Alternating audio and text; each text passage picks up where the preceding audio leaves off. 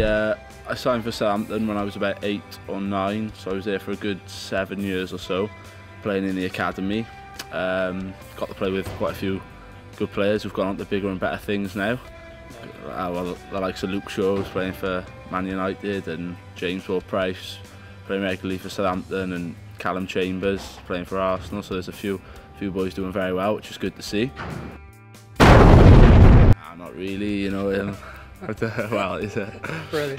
Yeah, it's you know, I miss playing, and you know, it's nice to play now and again and kick around with the boys. But yeah, you know, I'm doing okay in the rugby, so there's no real regrets really. No. So when you see these boys signing multi-million-pound contracts, you don't think that could have been me? Well, it makes you think. It does make you think, but no, I'm happy with the decision.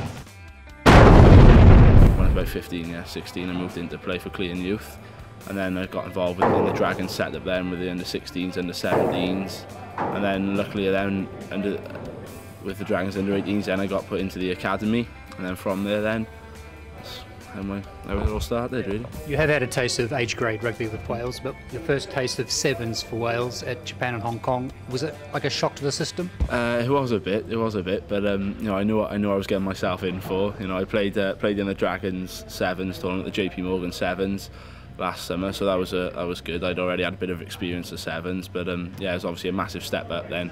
Going into Hong Kong in front of 40-odd thousand was amazing, and it was a great experience, and it was tough, but I dug in, and it was good. What's going through your head as you're running out onto that pitch for the first time in a sevens tournament?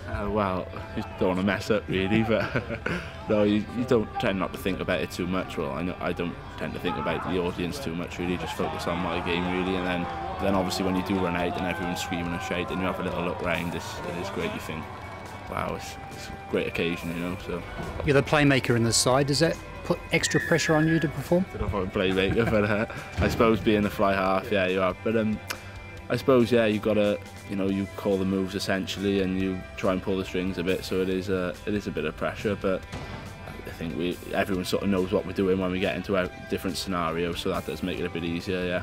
So when you do go away, you're in a small group of 12. Are you tight knit?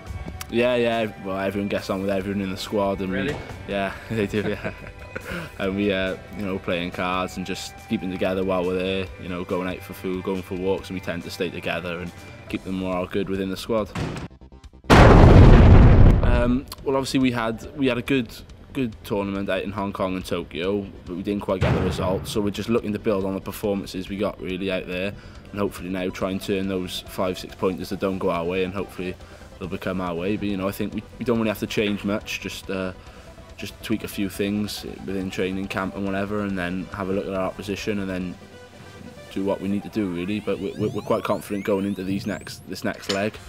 Yeah, because you currently find yourselves in 12th place, but if you look at the last 2 rounds, for instance, you pushed Fiji close, pushed England close, Australia. These teams are all going for the Olympics, and yet you're just not getting that W, are you? No, that's right. Yeah, it's just, you know, playing against the likes of Fiji and England, you've got to be on top of your game for the whole 14 minutes really, and you can't really afford to lose laps in concentration or whatever. So, you know, we are pushing these sides, and it's just now about getting over the white line really and just securing the victories. You mentioned Fiji, you're up against them, Scotland and Portugal in Glasgow. Do you think you can get out of that pool? Yeah, we'd like to think so. Obviously we pushed Fiji close out in Tokyo, so you know, we're looking to go a step further this time out in Glasgow. And Portugal have obviously had a few good results in the last few legs, pushing New Zealand and Australia, so they're obviously a team we've got to look out for as well, but we're confident as well. And of course Scotland, they beat us out in Hong Kong, so we're looking for a bit of revenge on them, but we are confident we can get out of the group.